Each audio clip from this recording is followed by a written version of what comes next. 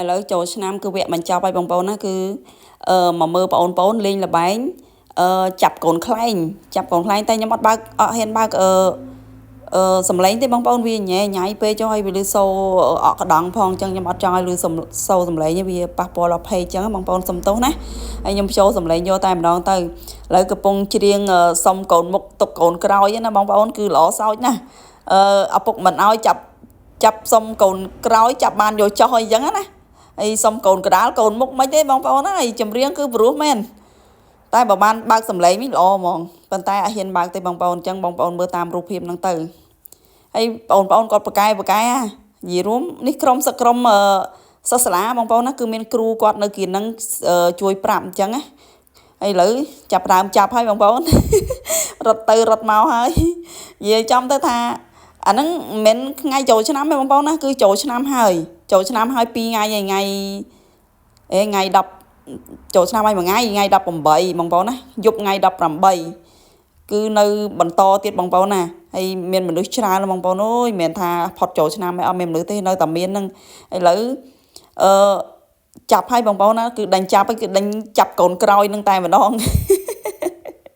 ខ្ញុំមើលហ្នឹងក៏ខ្ញុំសប្បាយដែរបងប្អូនអើយនាំនេះហូរឡើងទិលហ្មង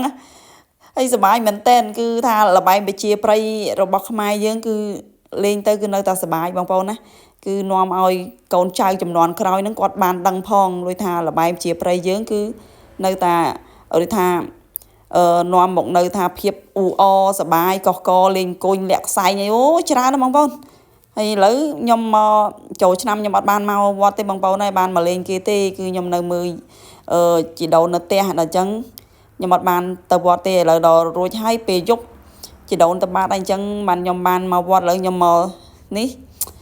គេហៅថាស្រង់ប្រាស់សុំទោសបងប្អូនស្រង់ព្រះ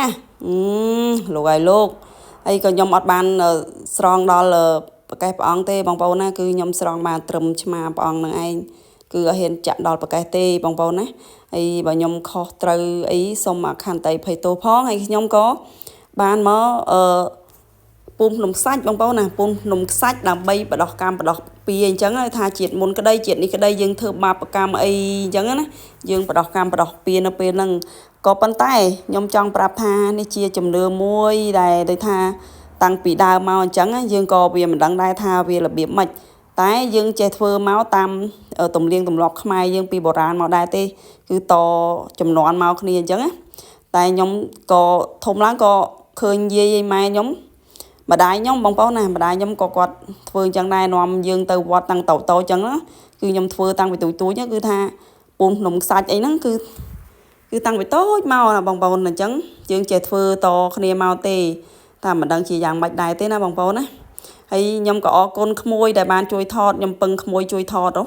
ក្មួយប្រុសលើសូមឲ្យក្មួយសុខភាពល្អរៀនសូត្រពូកែហើយសូមឲ្យមានរឿងល្អក្នុងជីវិតណាក្មួយអរគុណច្រើនដែលបានថតមីងធ្វើប៉ុននេះក្មួយណាអរគុណច្រើនហើយខ្ញុំក៏បានជូនបច្ច័យដល់តាខ្លះដែរទៅតែមិនបានច្រើននេះទេបងប្អូនគ្រាន់ថាដូចចូលឆ្នាំដូចតាយើងតាគេអញ្ចឹងណាបងប្អូនណាគឺជូនគាត់ទៅហើយណាមួយយើងមួយឆ្នាំទេបាន